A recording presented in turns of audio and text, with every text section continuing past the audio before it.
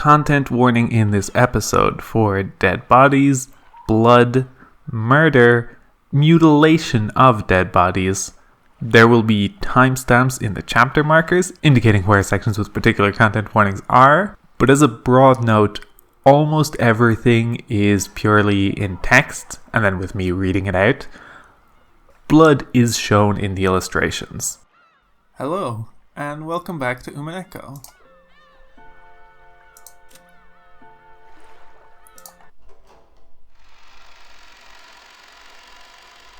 When last we left off, we had finished the first night. It had literally struck midnight and then flown forward to it is now the next morning. And some stuff is going to pop off. Let's not say too much and let's just get going.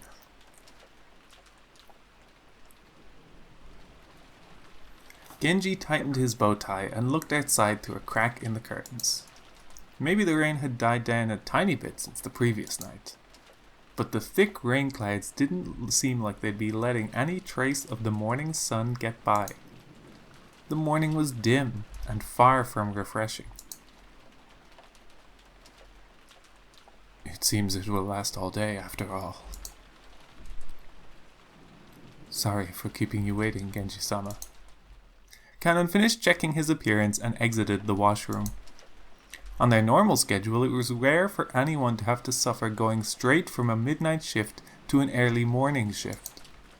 They were on a special schedule for the 2 days of the family conference. However, unless the typhoon passed today, their relative stay on this island would last until tomorrow. Kanon thought it best to be prepared for the special schedule to last an extra day. The two of them left the guest house, opening their umbrellas. The rose garden had been devastated by the wind and rain on the previous night. Even though they'd spent several days making it look beautiful to welcome the guests, one stormy night was enough to ruin it. Kanon sighed. The two headed for the mansion. They were supposed to meet up with Goda and prepare breakfast. Goda was such a perfectionist that he had probably already woken up and was probably already preparing a breakfast as exquisite and elegant as glasswork. They reached the overhang by the entrance to the mansion and folded up their umbrellas. Genji took a bundle of several keys from his pocket and unlocked the front door. The Ashuramiya family mansion was the only thing on Rokkenjima, so in the past, they hadn't been in the habit of locking up. However, Natsuhi had ordered that the mansion be locked up from midnight to early morning. Ever since then, unlocking the door in the early morning had been part of the servants' morning shift. The task had been given to Genji and Kanon, so that Goda could start preparing breakfast as soon as he woke up. Silence had fallen in the mansion, giving the impression that the mansion itself was still asleep. Well then, let us begin the morning chores. Yes, sir.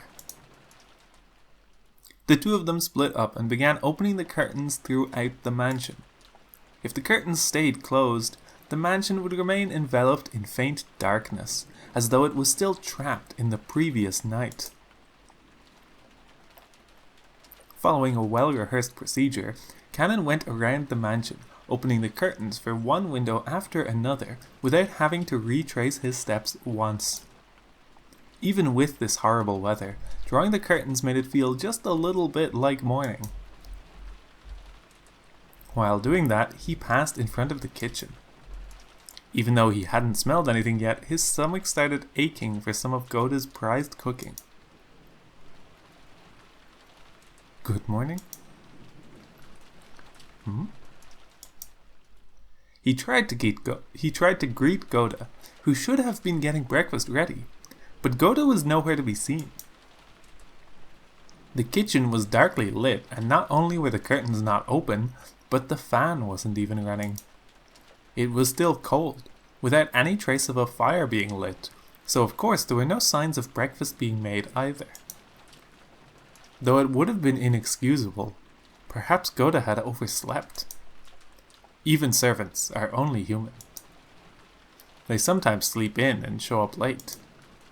In the rare case that such a thing happens, it's part of a servant's code to hide the unsightly scene before anyone notices, smoothly cover it up, and make sure the family never even realizes that anything has gone wrong. Cannon took the receiver of the phone that had been fitted to the wall and dialed the number for the extension line in the servant's sleeping room. He couldn't hear that characteristic sound of a dial tone. Cannon tried picking up the receiver again, but even so he couldn't hear the usual dial tone. He tried dialing again, but it had no apparent effect. Could the lightning last night have damaged some machine, breaking the extension line? The equipment in this mansion was all worn out. Cannon fully understood that even the smallest thing could have caused it to break down. He gave up trying to wake Goda with the phone and dashed over to the servant's sleeping room.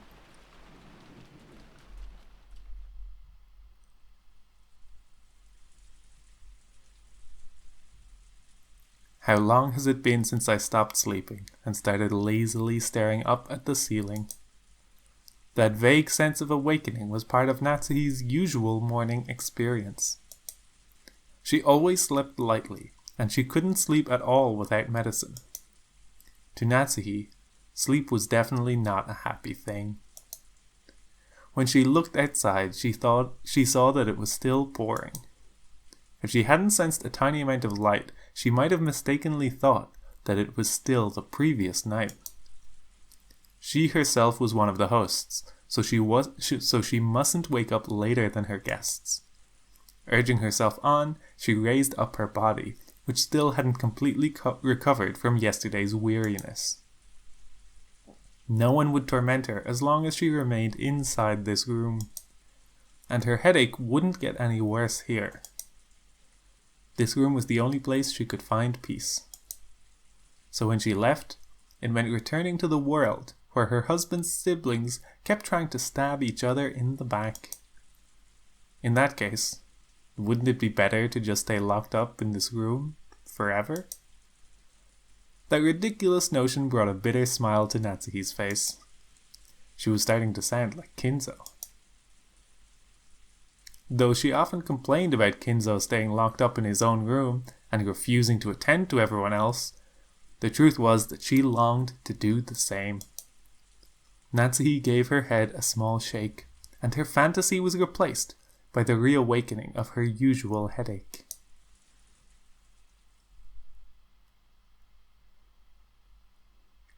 When she reached for the doorknob, trying to leave the room, her hand touched the scorpion charm that she had hung from it before going to sleep the previous night.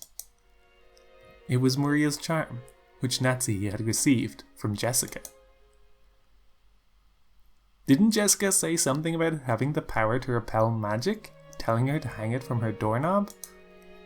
Maybe it was thanks to the charm that at least this room had been protected from the malice of her husband's siblings. As she thought this, her mood began to get a little more cheerful. I wonder if I have Jessica to thank for the little bit of peaceful sleep I have managed to receive. Then Natsuhi remembered. That's right, last night, I promised Jessica that I'd give her a charm of my own in exchange for this one, didn't I? Natsuhi opened a drawer on her dresser and took out an antique accessory case that she had treasured when she was a child. Inside, there were many small objects that Natsuhi had thought were valuable at the time. From amidst those, she pulled out a red pouch. Inside was a small round mirror, about 10 centimeters across. It looked quite old, but the design on the back of the mirror was very ornate, and it felt like something with historical value. At the very least, it seemed much more authentic than the other charm, which looked like a plastic scorpion keychain. She had heard that this was a spiritual mirror for warding off evil spirits, and she had been given it specially by her grandmother when her grandfather's mementos had been distributed. It had been believed since long ago that a strange power resided in this mirror. Perhaps people thought it could reflect calamity and malice, in the same way it reflected light. Natsuhi returned the mirror to its pouch. It would probably be a fitting object to hand over to Jessica. Just as she was placing it in her pocket, the sound of someone knocking on the door suddenly echoed throughout the room. Yes? Good morning, madam. It is Genji. My apologies for waking you so early. I'm coming now. What is it? No servant had ever come to her this early in the morning, nor had they come to wake her in person. Perhaps something bad had happened. Maybe some fatal oversight had been made while preparing breakfast, something that would shame the household in front of their guests. Natsuhi took a deep breath in anticipation for whatever troubles she was about to hear of. When she opened the door, Genji once again gave a morning greeting while bowing deeply. Natsuhi tentatively responded.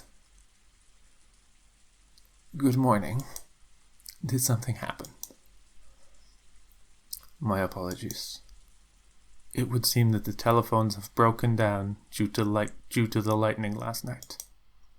The extension telephone isn't working, so please forgive my coming to see you directly.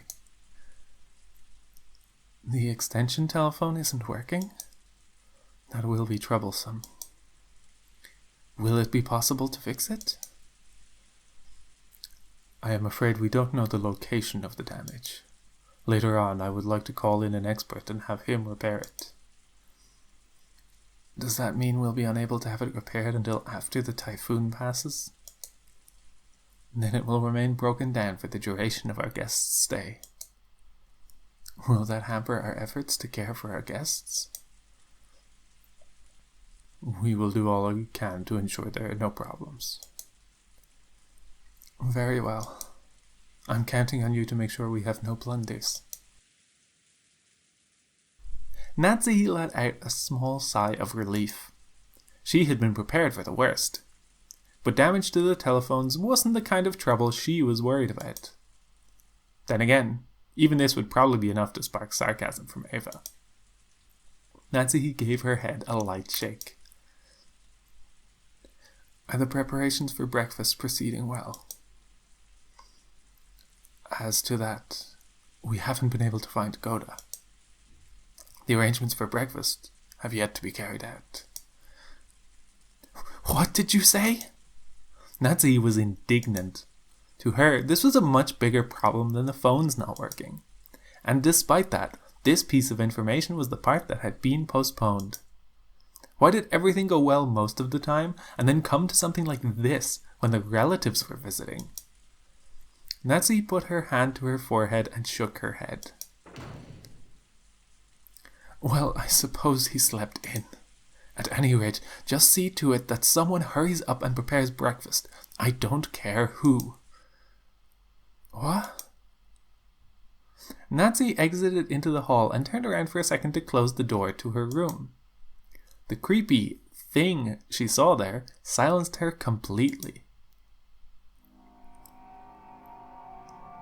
It was an unpleasant sight, as though someone had dipped their fingers in a reddish-black liquid and scratched at the door around the doorknob. It was probably some sort of awful prank, arranged by some person who wanted to make it look as though they had tried to force the door with bloody hands. What sort of prank is this? How awful! I also just noticed it as I came to call you. I will clean it later. Perhaps this is a vulgar joke by one of the guests. Disgusting. Truly disgusting. Who in the world would pull such a childish and disgusting prank?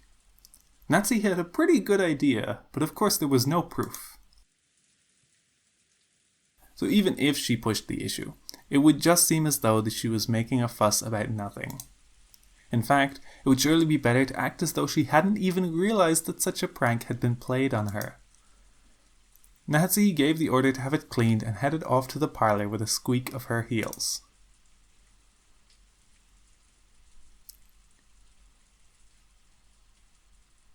When Natsuhi and Genji arrived in the parlor, Eva and Hideyoshi were already there. Good morning, everyone. Morning, Natsuhi-san. I heard Goda-san would be making us breakfast, too. My stomach's been getting all excited since I woke up. Wahaha! After all, it seems food is all you can look forward to at the head family household. I'm pleased to see that you two are in high spirits so early in the morning, Eva-san. With a weary expression, Natsuhi returned Eva's gaze, which was fiercely competitive despite the early hour. Then Kanon jogged in. After bowing in apology to the relatives for running inside the mansion, he noticed Genji and told him something in a small voice. Kanon, have you still not found Goda? My apologies, madam. I went all over the inside of the mansion and the guest house, but I still haven't found him. Where in the world has he gone?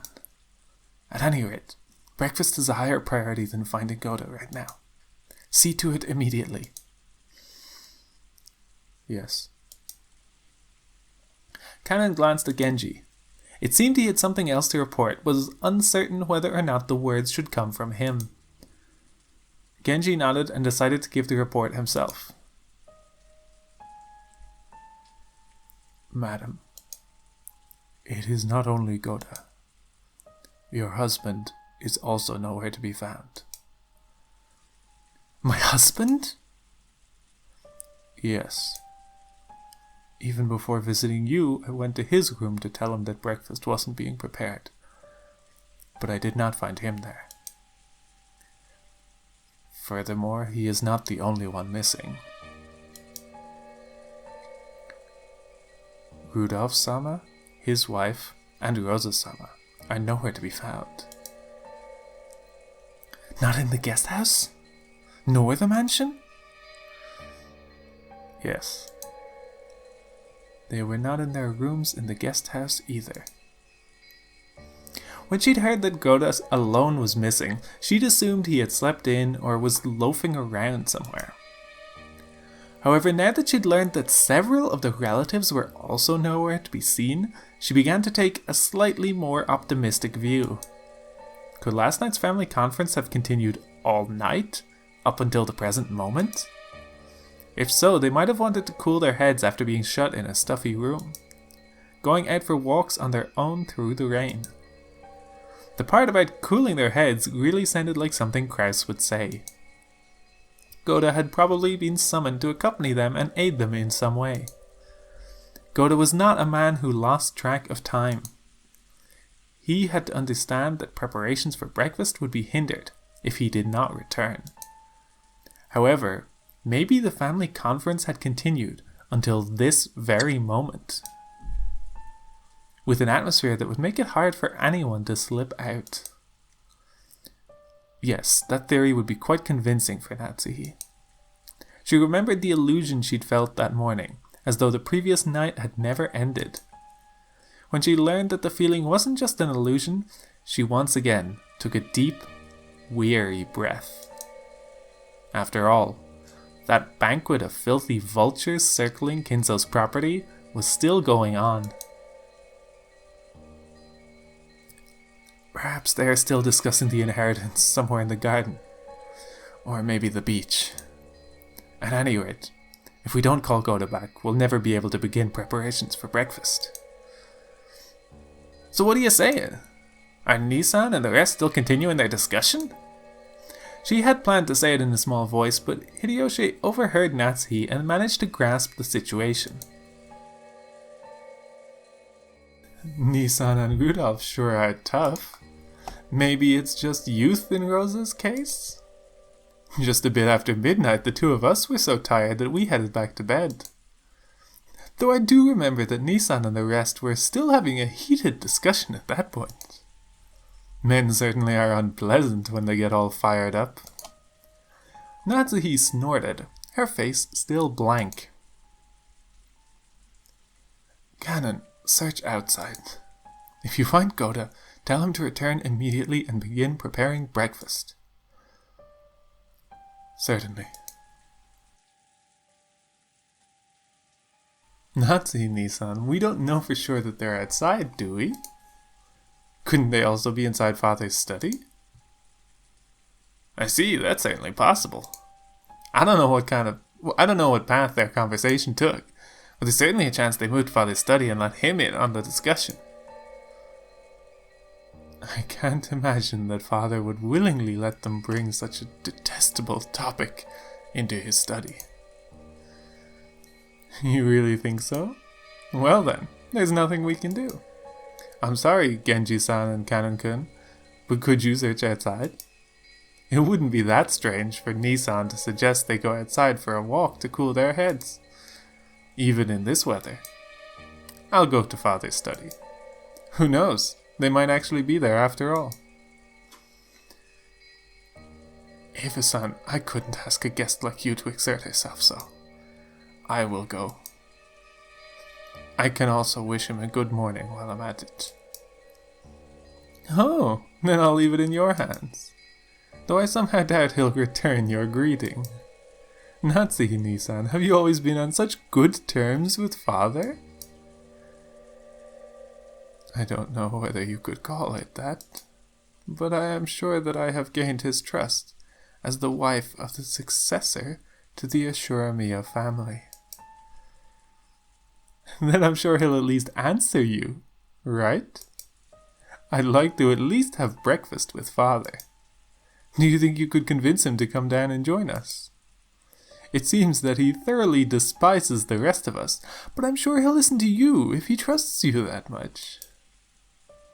After speaking so boldly, if you're unable to convince Father and come down alone, then I doubt you'll ever be able to claim that you've earned his trust again.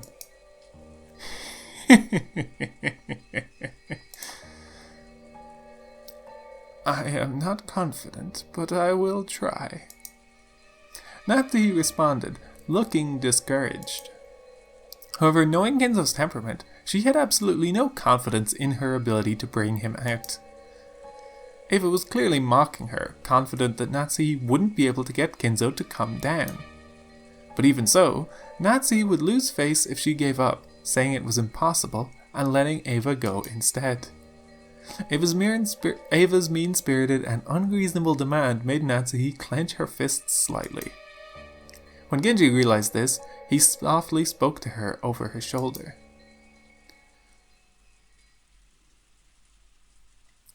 Madam, please take this if you would. And this is... Genji handed Natsuhi a sparkling gold key of ornate design. It was the key to Kinzo's study. The study had an auto lock and couldn't be unlocked as long as Kinzo forbade entrance. However, since Genji was especially trusted by Kinzo, he was allowed to carry a key to that door. But if this key is used, won't you also receive the blame? When the master is sleeping deeply, simply knocking on the door will not suffice. And it would be more difficult to persuade the master to leave his room if you must talk through the door. Please use this. Genji. Until now, Natsuhi had thought of Genji as a cold servant who wouldn't do anything for her, since he worked directly under Kinzo. But it looked like she would have to alter her understanding of him. She wanted to communicate her gratitude, but by then Genji had already turned his back on her and was walking down the corridor with Kanon. But as Natsuhi watched them go, the words directed at her from behind were sneering. Well then, you must bring Father with you, okay? After all, it's his son's precious wife who's asking. I'm sure he'll listen to you. We're guests, so we'll just relax here at our leisure. Quit it, Ava. You're taking this too far. Sorry, Natsuhime-san, but we're counting on you to deal with father.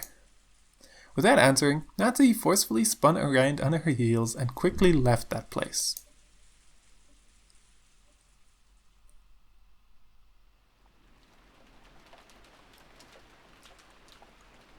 After all that excitement the previous night, there was no way anyone was going to wake up early.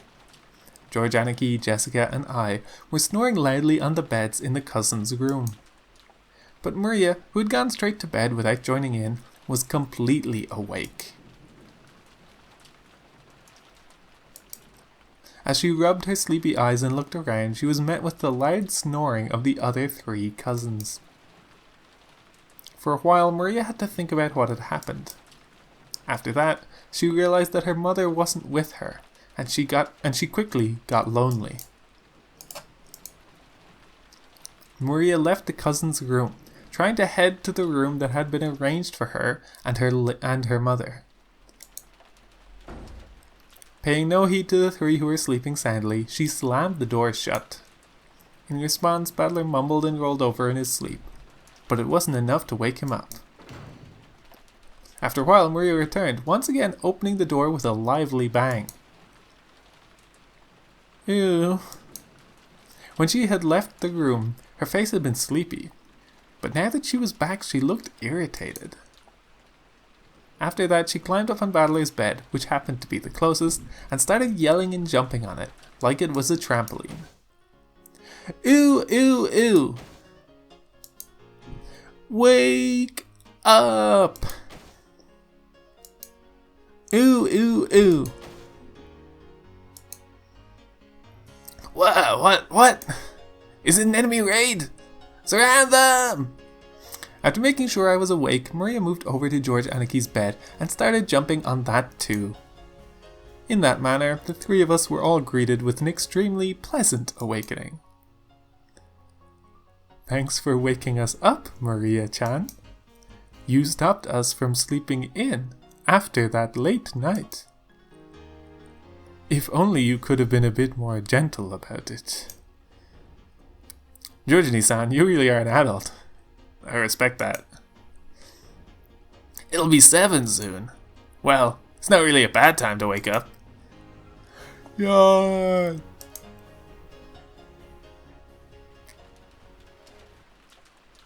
Ooh, Mama's not here. Ooh, ooh, ooh. Aunt Rosa? She wasn't in her room? I wonder if she's already woken up and gone to the mansion. Not here! Ooh, ooh! Ooh! Mama! Ooh, ooh, ooh! Maria kept groaning ooh, ooh, and looking unhappy. She didn't exactly seem lonely because her mother wasn't around. It was more like she was irritated and thrown off balance because her mother wasn't where she'd expected. If we could just tell her where her mother was, that alone would probably calm her down. But unfortunately, we had no way of knowing where Aunt Rosa was, except that she wasn't here. Anyway, it's time for breakfast. Let's head over to the mansion. That's right.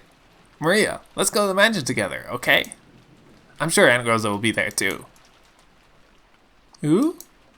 Mama's in the mansion? Then I'll go there. Ooh. Yeah, guess we should go to the mansion. Our parents have probably already gone there. Maria regained her usual composure so completely, her earlier tantrum now seemed like a lie. We got dressed, left the room, and headed for the mansion.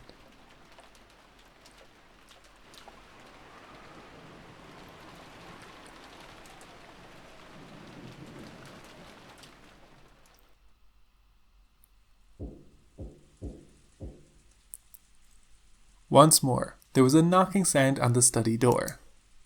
But there was no answer. He seemed to be sleeping still, and I could not wake him. If she went back downstairs and said something like that, Ava would probably be amused and triumphant. And even putting Ava aside, it was problematic that Kinzo had stayed shut away during this entire once-a-year conference, not even coming down to greet anyone. Even the family head, no, especially the family head, couldn't fail to make an appearance. I wonder if I can convince him myself. Natsuhi readied herself and used the key that she'd borrowed from Genji to open the door.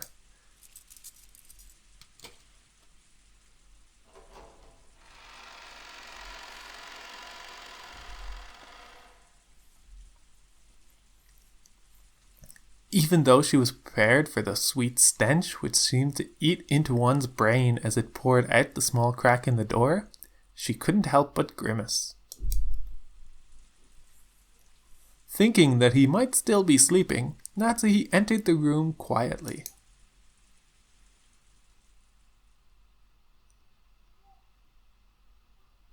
When she did, Kinzo was already awake and looking down out of the window. So you're awake. Good morning. How did you get in? Kinzo spoke with his back still facing her. His voice was not harsh but calm, and Natsuhi was slightly reassured.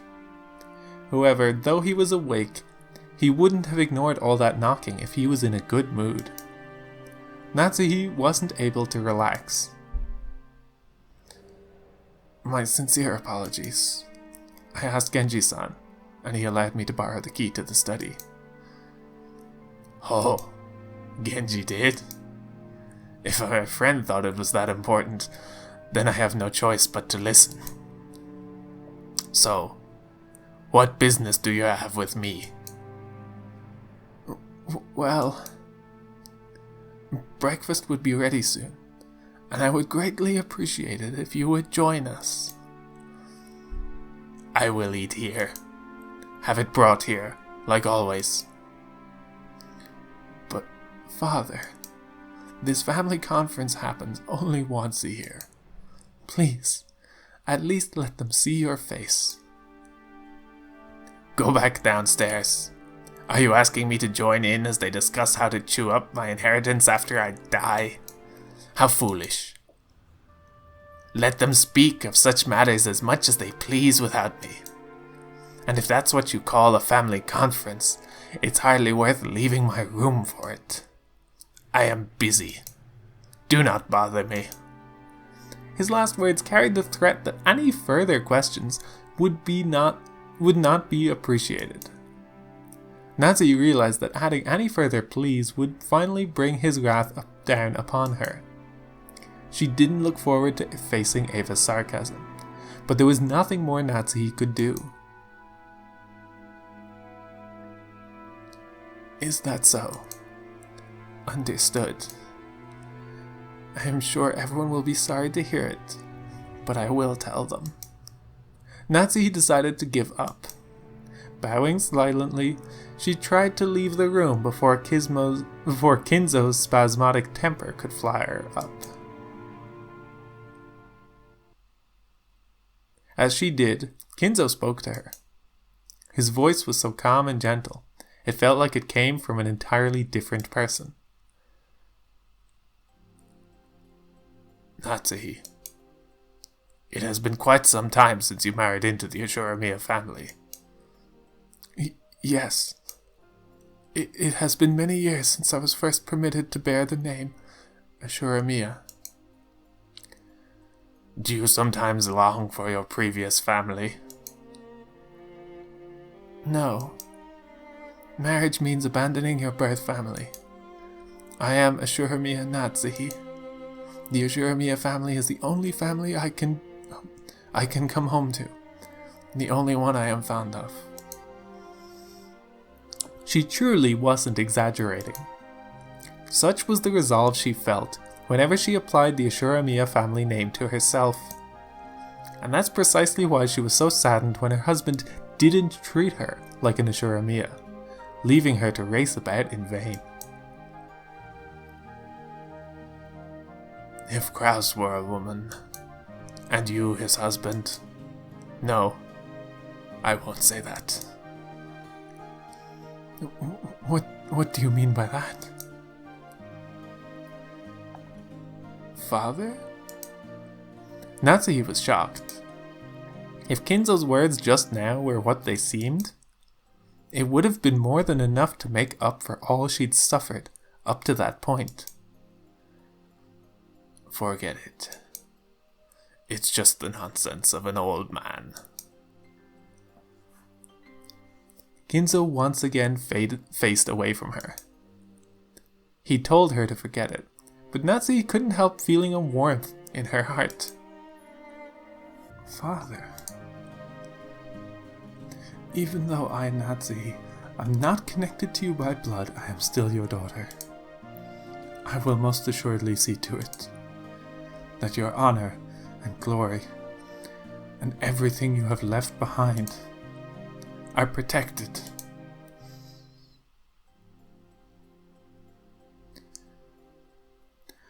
You do not have the right to wear the one-winged eagle. However, the one-winged eagle is surely engraved in your heart. That is irrefutable proof that you are my blood relative, one who will inherit the glory of the Ashuramiya family. Some will sneer that there is no eagle on your clothes, but such words are not worth lending an ear to. Only those who hold the eagle in their hearts are my true blood relatives. I now consider it an honor that you were welcomed into the Ashuramiya family. Without saying anything more, Kinzo remained with his back to Natsuhi. However, Natsuhi couldn't help but feel something warm well up inside her that she hadn't felt since long ago, when she had been just a child. Natsuhi bowed.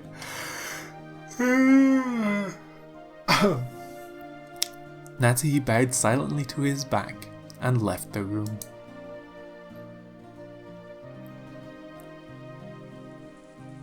Ah, good timing. How is father? You were taking so long, I thought I came to check. You were taking so long, so I came to check. When Natsuhi left the study, she saw Eva climbing the stairs, and their eyes met. Eva was smirking unpleasantly, thinking that Natsuhi would leave grudgingly after failing to convince Kinzo. However, the way Natsuhi was now, such a frivolous laugh would not disturb her. She was not permitted to wear the family crest on her clothing, but she was permitted to wear it in her heart. So she spoke calmly, clearly, and confidently, with the dignity of the one who would protect the Ashuramiya family's glory. Father said he would not join in on the family conference. He says he has no interest in discussing such obscene matters. I figured you'd say something like that. If you fail to persuade father, just say so. How pitiful. I'm beginning to see why father lamented so. What do you mean by that? Natsuhi did not answer. Just as Kinzo had done earlier, she showed Eva her back as she headed down the stairs. Eva finally realized she was being made fun of, that something had happened to quickly bolster Natsuhi's confidence. Even so, she apparently didn't have the courage to risk Kinzo's wrath. Unable to even knock on the door, she could only click her tongue, make an emotion as though scratching at it, and follow after Natsuhi. So, were Nissan and the rest in there? Did you ask father about them? I didn't get the chance to ask, but they were not inside the study. Father would never let them into his room to discuss such a lowly topic, so it is unlikely he knows where they went. Let us go downstairs and wait for the servants to return from their search. Breakfast may be late, but how would you like some tea, Eva-san? That would be fine. Eva couldn't hide her confusion at the complete difference in Natsuhi's attitude. She was acting so boldly, and while Eva hated to admit it, she even had a sense of dignity about her. Unable to find fault with anything, Eva could only follow Natsuhi back to the parlor.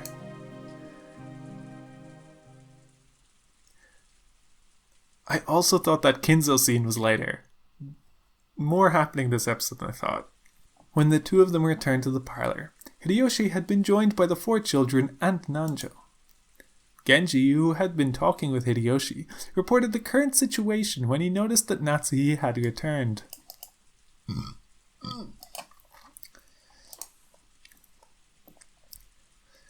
You still have not found my husband and the rest? Oops. Yes, my apologies. Also, Kumasawa has started preparing breakfast. She said that you will need just a little longer. The clock read a little past 8. 8 should have been the time to start breakfast. Normally, going over that time limit would be a disgrace to the host. Cannon is now searching outside. Also, no one has seen Shannon either. Even Shannon's missing?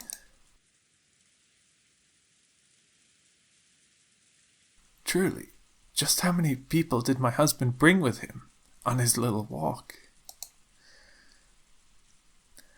Just how many people had gone missing by now? Now that the number was this large, it was starting to feel truly unpleasant, as though the people here were the only ones being left out of something interesting. At least, that seemed to reflect the feelings of the children, and Maria in particular. She was indignant, her stomach grumbling, almost as though her mother and the others had left alone to go off and eat something delicious without her. The other children were flipping through the channels on the television, trying to find a program that might interest Maria and cheer her up again. Nanjo was sitting on the sofa, gazing blissfully at the children while reading a book.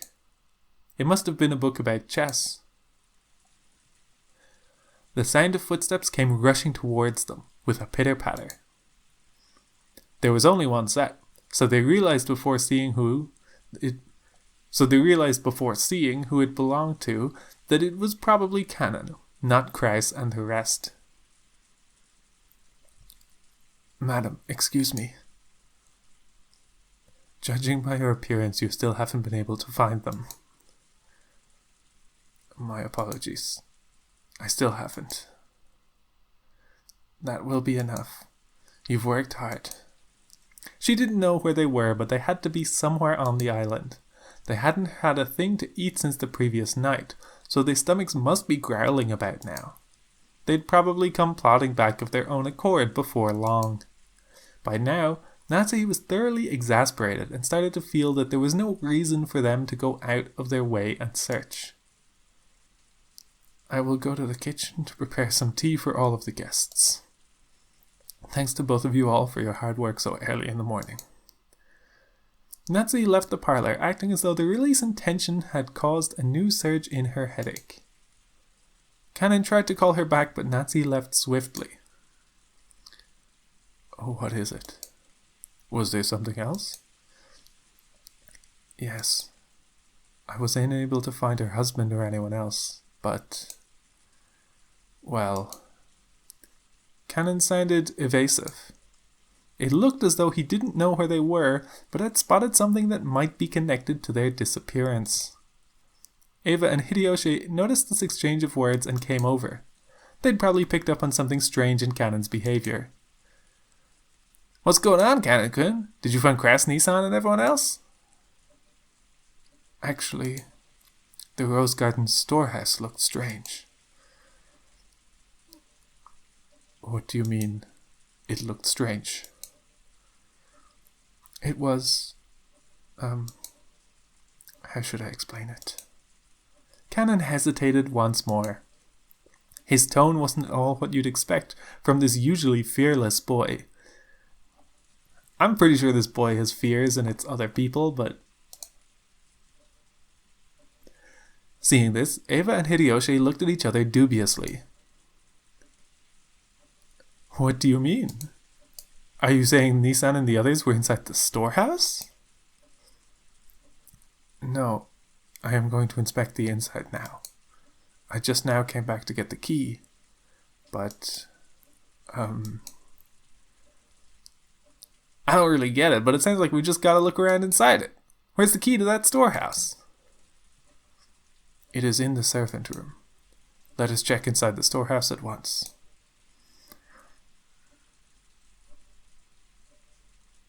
Kanon dashed off to the servant room and returned with the key. Genji left the parlor, saying that he would go check, but then Eva and Hideyoshi followed after him. What was this something strange about the storehouse that had caused the usually fearless Kanon to hesitate? It was still pouring outside, but perhaps their curiosity over this something that Kanon couldn't talk about won out. While the children made a big fuss watching television, Kanon and the rest dashed over to the entrance.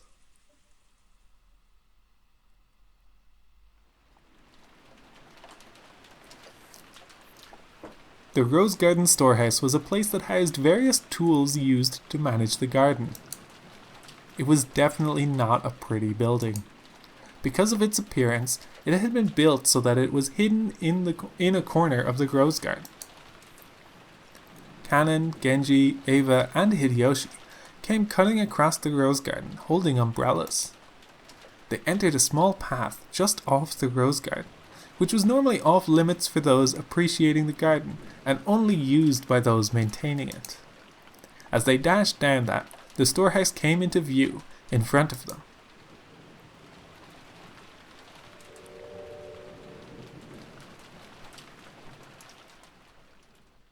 It was quite an old shed. Hang on a second. Sorry, I heard a sound effect. Yeah, okay. It was a strange sound effect, and I thought for a moment it might have been character thingies updating, but I can't imagine whose would have updated from that. It was quite an old shed, and compared to the flawlessly perfect beauty of the Rose Garden, it was pretty seedy looking. It was easy to understand why it had been built in a hard-to-see place.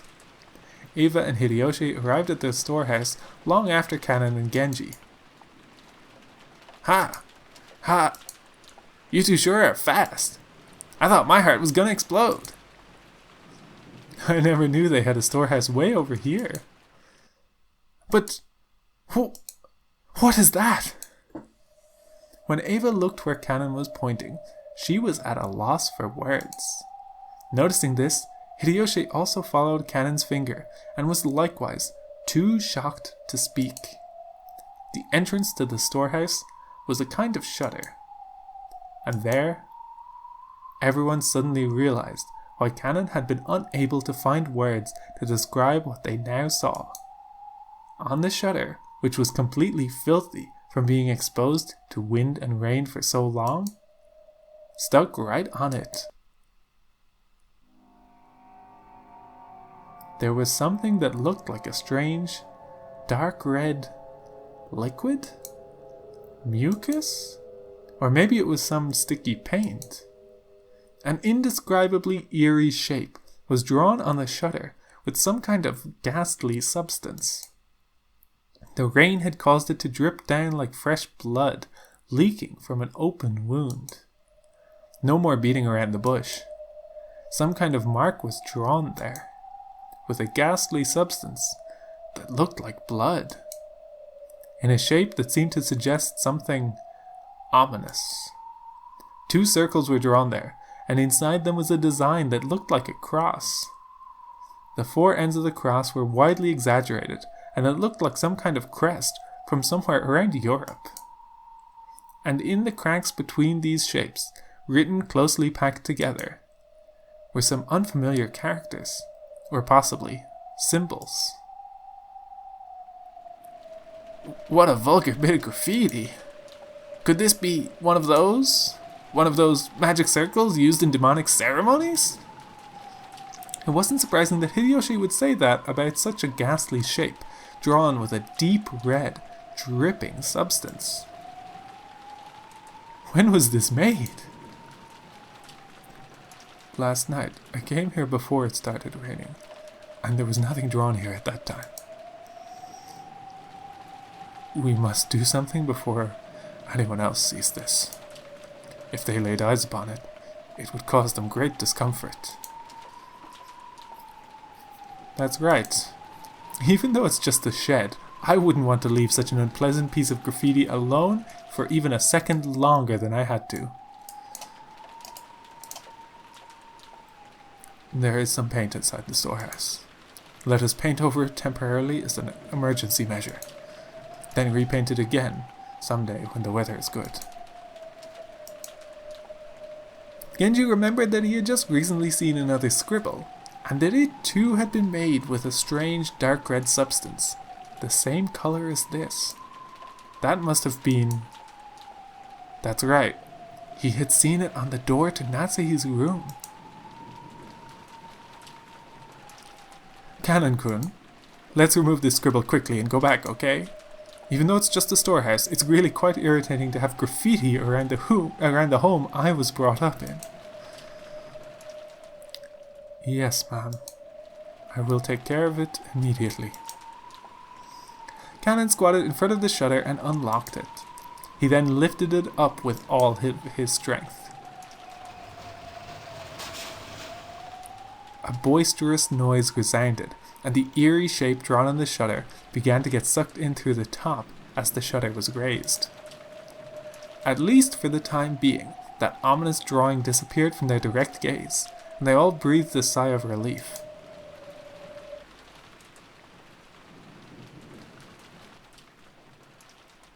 Thanks to a kids program they came across, Maria was feeling much better. Badler and Jessica were poking fun at the kids show at every turn, cackling together. George was enjoying the program with Maria from her perspective. Nanjo sat on a sofa by himself, passing the time by reading quietly. They heard hurried footsteps coming from the hallway. They were the footsteps of a single person. Did that mean it wasn't the group of 4 that had just left? It was Genji. It was very rare for Genji, who considered being out of breath a violation of a servant's virtues, to be gasping for air. He had probably come dashing back from outside the mansion. His shoulders were soaking wet, and he didn't have his usual trim appearance. When Genji noticed Nanjo looking at him, he gave a small silent bow, and quickly approached him. Dr. Nanjo, my apologies. Please come with me quickly. Oh, what is the matter? As Genji whispered something into Nanjo's ear, Nanjo went pale. He rose from the sofa, trying not to be noticed by the children who were still engrossed by the TV, and the two of them rapidly left the parlor, muffling their footsteps. Just as they were about to exit the parlor, they came across Natsuhi, who was pushing a servant cart loaded with a tea set. Genji whispered something into Natsuhi's ear, and Natsuhi went pale too, in apparent shock. Then, leaving the servant cart where it was, the 3 of them dashed towards the entrance. George noticed them running down the rose garden through the window. What's that? Isn't that Genji-san and Dr. Nanjo and that's Aunt Natsuhi, isn't it? What's up, Aniki? Maybe something happened. They looked terribly flustered. When Jessica and Maria saw that Ava, Hideyoshi, and Nanjo were no longer in their seats, and that the servant cart had been abandoned in the entrance to the parlor, they also realized that something was the matter. Could there have been some kind of accident? Let's go check it out. It's no fun if we're the only ones left out, right? For some reason, what Badler said sounded extremely indiscreet. But they couldn't deny that they were a little insecure and concerned after seeing the adults run off into the rain without regards to their appearance. Let's check it out, okay? I'm worried something might have happened. Jessica's uneasy words spoke for all of them. Hey Maria, are you coming too? Or will you watch TV? Ooh, wanna watch TV? Ooh. Let's go on without her. Maria-chan will be back soon. You keep watching TV, okay? Ooh.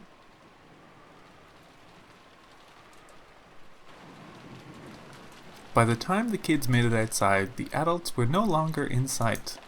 but Jessica seemed to have a pretty good idea where they'd gone, judging by the direction they'd been running. Following Jessica, we ran through the rain-soaked rose garden. The wind seemed to suddenly get stronger. The malicious sound of thunder began to ring out like it had the previous night. It felt like an eerie something had surrounded the island and was trying to stop us from moving forward. Jessica, is there something over this way? I'm pretty sure there's a storehouse for gardening tools or something. What in the world could be going on in a place like that? Just as Jessica had said, they began to see a storehouse in front of them. They could also see the adults there. The shutter to the storehouse was open, and several adults looked as though they were searching for something.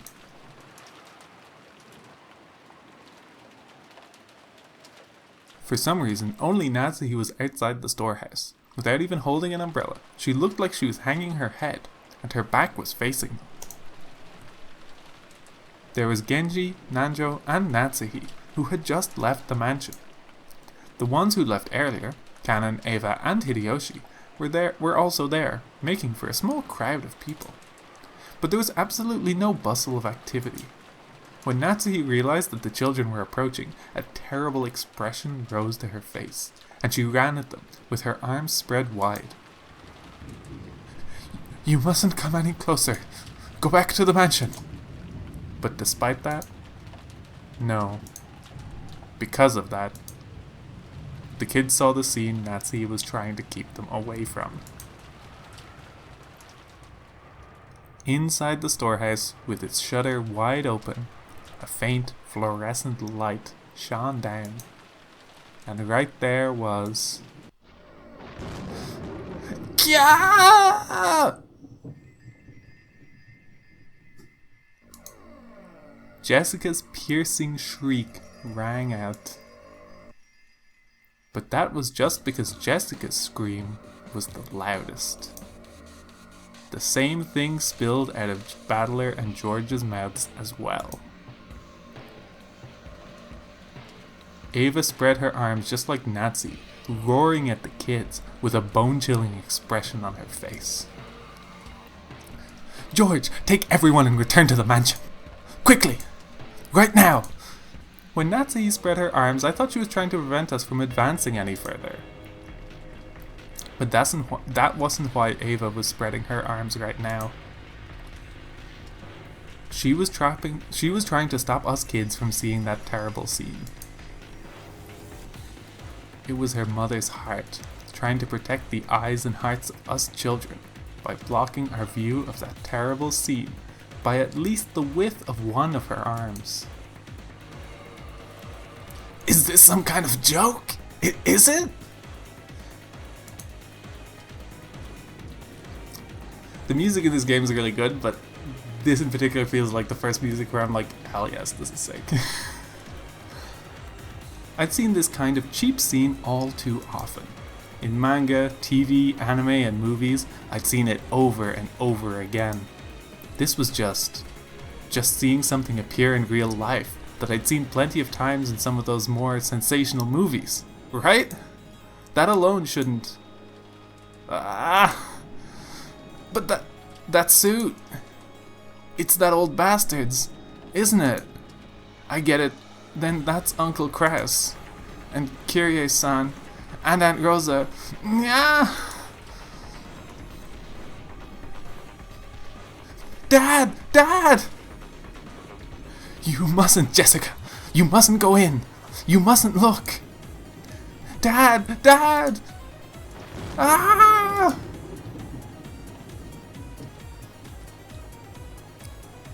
Rigor mortis has set in across almost the entire body. Most likely, 6 hours or more have passed since death. As far as I can tell by looking at the damaged area, there is a high probability that they were damaged after their deaths. No, I must watch what I say. I'm a general practitioner. Examining corpses is outside my area of expertise. So what does that mean? Just Killing them wasn't enough, so they went on to do something like this? The devil! This here is the work of the devil!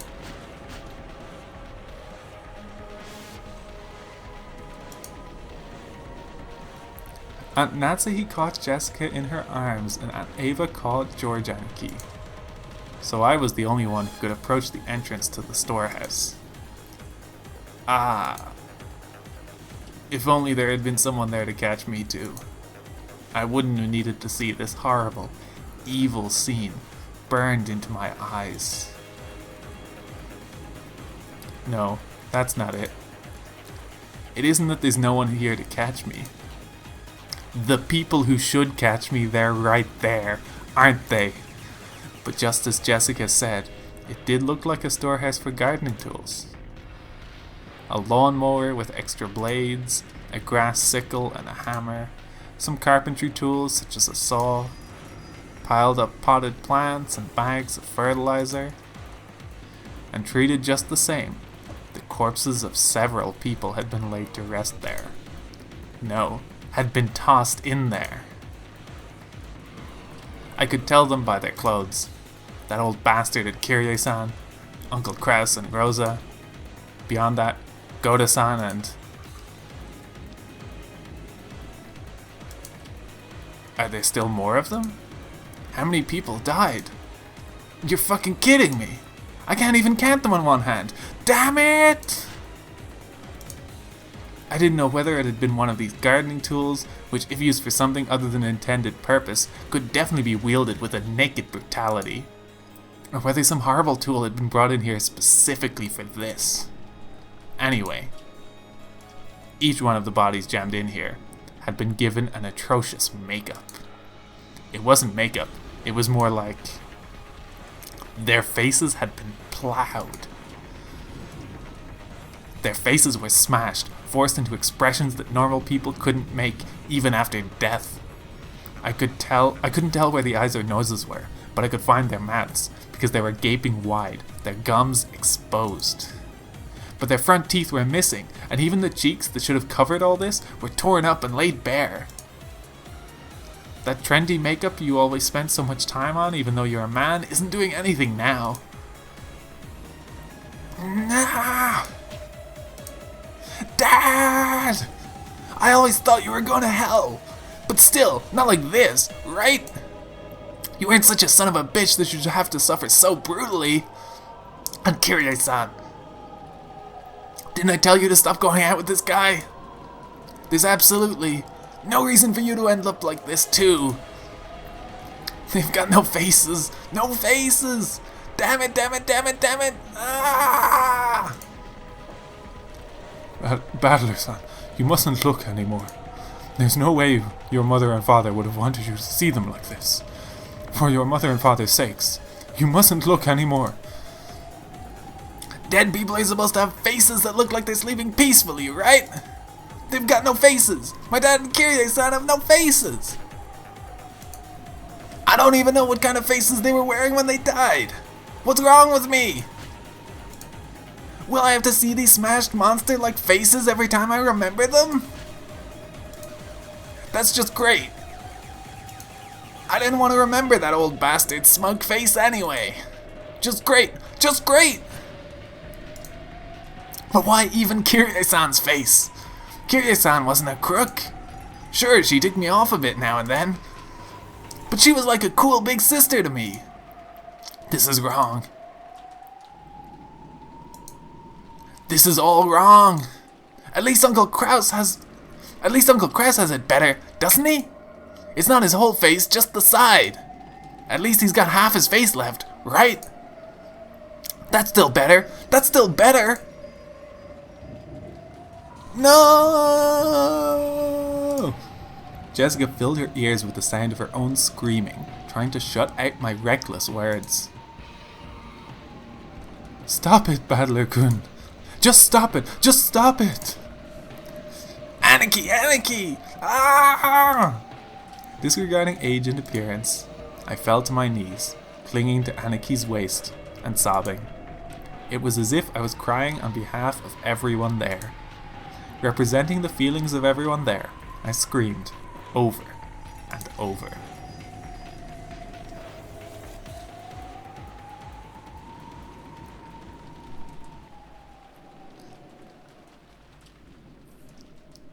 I know that's a horrific scene, but I was really vibing to that music.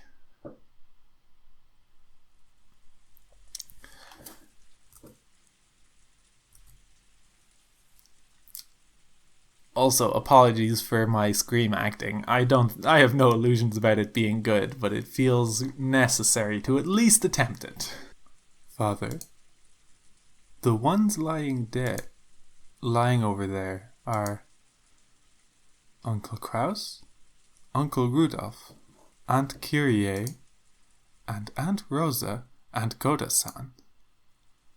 Just those 5, right? No. There are 6 people. There's one more person over there. The body Hideyoshi was looking down on now happened to be hidden among the shadows in that mountain range of objects, in a blind spot to George, who stood by the entrance. So George couldn't tell whose body it was. So George cursed himself. He cursed the fact that his worst guesses always turned out to be right. So, the one lying at your feet is Shannon, isn't it? Yes. It's Shannon-chan. And we had heard that update noise earlier. And we've got some character profile updates to look at. We'll do these at the end, but I just wanted to highlight that indeed we are going to get some new information.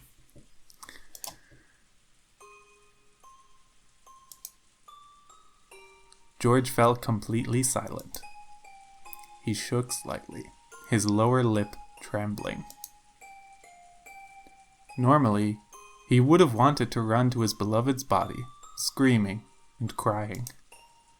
However, before rashly rushing forward, he worked to keep his composure and asked his father, "Is Shannon the same as Uncle Kraus and the others?" Hideyoshi deeply understood the meaning of those words, so he couldn't give George an immediate answer. Or rather, he felt that silence was the only sincere and loving response he could give George right now.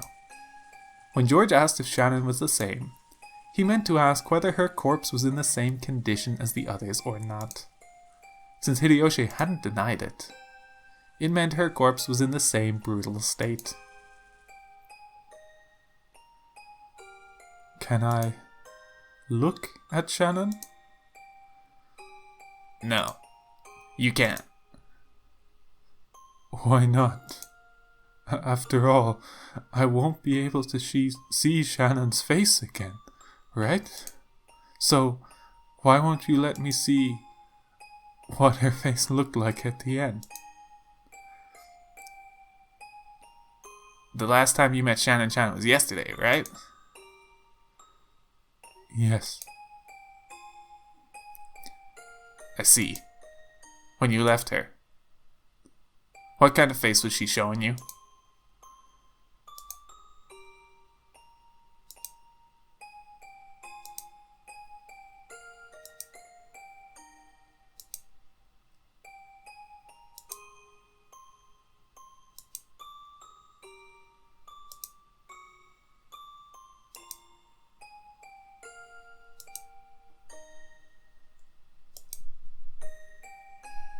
"It was a wonderful smile." After he handed her the ring, she hesitated, even though she must have already made up her mind. Then she looked bashful, and ran away because she was embarrassed to let him see her face looking like that. That's the expression that was revived in George's mind. I see. Then I'm sure Shannon-chan would want to leave you with that smile in your memory. Hideyoshi looked down upon Shannon's body lying at his feet. Just like the other bodies, it was in such a horrible state that it'd make anyone want to cover their eyes. Her head had been smashed in from the side, and no more than half of her expression remained. If the remaining blood-soaked half of her expression had been wiped clean, would that graceful smile of hers have peeked out? But only half of it. Without thinking, Hideyoshi slapped his hands over his eyes. How brutal. If her face was going to be crushed anyway, then if only all of it had been crushed. He might have been able to temporarily distract George from his pain by making the pathetic suggestion that it was someone else wearing Shannon's clothes. But half of her face had been left untouched. It caused the body so much humiliation, while still proving beyond doubt that the body was Shannon's and no one else's. How inhuman, how brutish. And there, trying the best to burn the image of the remaining half of Shannon's expression into his eyes as she lay at Hideyoshi's feet, was Kanon. Kanon was not crying. Tears had risen to his eyes, but they did not drip down. But that didn't mean he wasn't feeling as much sadness as everyone else. Losing Shannon, who had lived with him in the same orphanage, whom he had loved as a sister, must have been just the same as losing a blood relative. George, I'm sure Shannon-chan is saying thank you. She must be glad you didn't end up seeing her in such a pitiful state. I'm sure. She's thanking you for holding strong and showing restraint. I understand. I understand, Father. I understand. George leaned against the outside wall of the storehouse, crouching down limply. Father, I have a request. What is it? I want you to look for me. Is there a ring on Shannon's finger? A ring? Let me see. Hideyoshi crouched down. As he did, Kanon silently pointed to one of Shannon's hands. Yeah, there is. It's a diamond ring, with a valuable diamond. Must have been pretty expensive. And which hand? And which finger is it on? The ring finger of her left hand. I see. So Shannon-chan was engaged? George, don't tell me you. Ava, that doesn't matter now. A man made a lifelong promise to Shannon-chan. A man promised her happiness for life. Who that man was isn't the issue here. Being told by a man is a woman's dream, isn't it? I don't know when she received this ring. I also don't know who gave it to her. However, even so, Shannon-chan took this ring. Then she accepted it and put it on her left ring finger. I'm sure the man who gave it to her was also happy. To most of the people there, Hideyoshi was simply disturbed by this extraordinary situation and was blurting out nonsense. However, someone who knew of George and Shannon's true relationship would understand the full meaning of those words. I see. Thank you, Father. George stood up. The traces of tears still streaked his face, but his expression had returned to its usual calm one. Let's go, Badler-kun, Jessica-chan. If we stay here any longer, we'll get in the way of the adults. You're right. Jessica sniffled once, showing her face to her mother, who had been holding her the whole time, to let her know she was okay now. When she faced George again, she once again had on her usual expression, although she still couldn't smile. Badler, hang in there. Badler kept on crouching in front of his parents' bodies. I'm sorry. Crying like hell calmed me down. You bastard, Dad. I bet you're laughing at me. After all that shit I talked about you, here I am crying like a baby just 'cause you died. Well, so what? I guess I just got the gene that makes you cry when your parents kick the bucket. Battler's face was still bright red from the tears, but he had at least recovered enough to fake a smile, if only a bitter one. Canon, you mustn't remain here any longer either. Take the children and return to the mansion. Natsuki had been standing under the rain this whole time, unable to take a step into the storehouse. Maybe she had her own way of grieving, different from Battler's. Realizing that she had to take on a role of responsibility now that her husband was dead, she gave Canon those orders. Yes, madam. Canon rose silently and turned to face me. His face was pure white, almost as though his own heart had died along with Shannon. And there was no life in his expression. On an ordinary day, if he had been told to guide the children through the beautiful rose garden, Canon might have led the way. But now, there was no distinction between Canon and the children. They were now just kids of about the same age, suffering the pain of losing those close to them. After making sure that the children were leaving, Natsuki started giving orders to Genji. Genji, contact the police immediately. They probably won't be able to come until the typhoon passes, but they should be able to tell us what to do next. Understood. There is an emergency radio, so I will use that to contact them. When she heard that, Natsuki remembered. That's right, the phones were out today, weren't they? However, they also had a radio, since they couldn't necessarily rely on phones all the time while living on an isolated island. At any rate, they should start by contacting the police and receiving their instructions. Everything else could wait.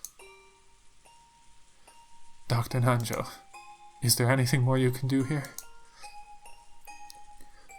Unfortunately, there is nothing I can do. Understood. Genji, could you at least cover their faces with something?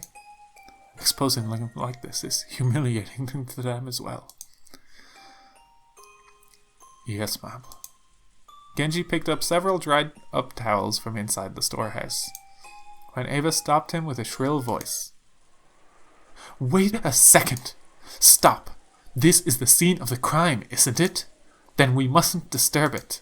We all panicked and walk in here with our shoes on, but even that will surely get in the way of the police's investigation, right? Natsuki glared at Eva, offended. Objectively speaking, Eva was right. Even so, she glared at Eva as though accusing her of refusing to do those tragic corpses, which had been humiliated even after death, the simple kindness of covering their faces. However, Eva had spoken both calmly and correctly. This horrible situation definitely wasn't an accident. It was a crime. Someone had killed them. And it was a murder case. So they needed to be careful to avoid disturbing the site any further. They had to do what little they could to aid the police, preserving clues that might help catch the detestable culprit. I agree with Eva-san. Until the police come, we should leave everything be. What do you say, madam? You're right. Very well. Close it up. And, just in case, we should put a different lock on it. A different lock? Yes. When we came here, the shutter was locked. That means the culprit used the key to the shutter to lock it. That makes sense. So does that mean the key that opens this shutter will have the culprit's fingerprints on it? I'm sure it will be worth submitting to the police as evidence. But Canon-kun usually has it, and he used it to unlock the shed just now. It'll probably have Canon's fingerprints on it. Also, that key was handed to Genji-san just now, and he took it with his bare hands. It doesn't look like it'll be very useful as evidence. That was careless of me. My apologies. Genji-san, are there any other keys to this storehouse? No, only this one. So the culprit walked out of the servant room with that key, and then was nice enough to return the key to where they found it? Hideyoshi's theory sounded plausible, but was actually very strange if you thought about it. Why would they go to all the trouble of returning a key they stole? No, if you think about it even more deeply, there are some points that are even more bizarre. When a criminal hides a body, they're usually trying to delay the point at which it'll be found, so they can use that time to escape. The 6 weren't necessarily killed here, but it was reasonable to assume that they were killed somewhere on this island, carried to the storehouse, and hidden to delay the discovery of the crime. And yet, the eerie magic circle scribbled on the storehouse shutter had eloquently indicated the location of the hidden corpses. Sure, it didn't explicitly mention the corpses, but 6 people had gone missing. In that situation, someone had made such an obvious piece of graffiti, and even returned the key to the shutter. Almost as though they wanted the corpses here to be discovered.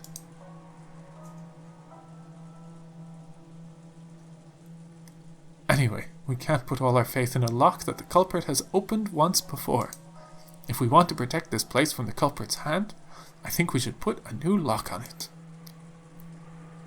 I think that is a good plan. I agree. Genji fished around inside the storehouse and unsealed a brand new padlock that had been inside a small box. What should I do with the key? I will take it. I will take responsibility and hand it over to the police. Nancy took the key to the padlock from Genji's hand. After that, they all exited and lowered the shutter. And so the corpses were once again sealed behind that shutter, which was covered with that creepy magic circle. Genji crouched down in front of the shutter to fasten the new padlock.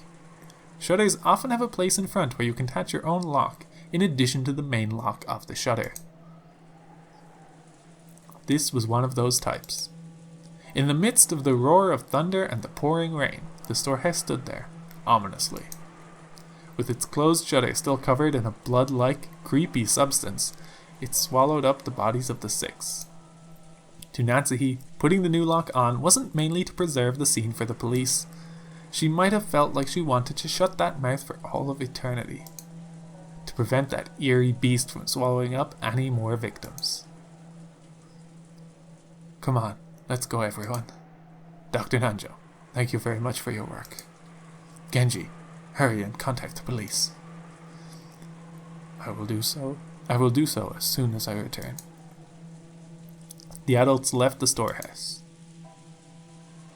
The ghastly magic circle drawn on the shutter kept the 6 bodies in its throat, looming eerily as the lightning occasionally lit it up.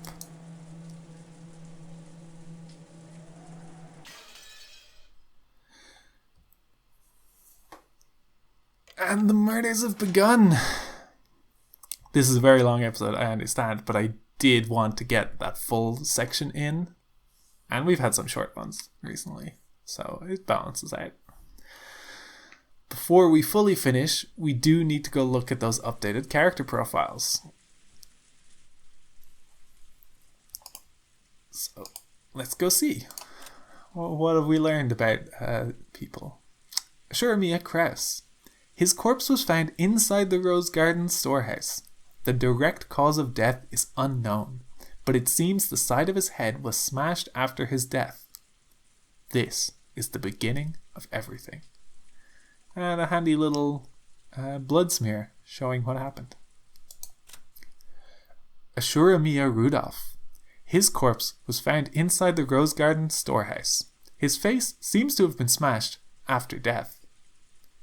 He has a right to lament his ill fortune. Again, and a little blood smatter. Shuramiya Kyrie. Her corpse was found inside the Rose Garden storehouse. Her face seems to have been smashed after her death. She was chosen by the demon's roulette. That's all there is to it. Shuramiya Rosa. Her corpse was found inside the Rose Garden storehouse. Her face seems to have been smashed after her death. I'll get to see her again, so I don't feel lonely.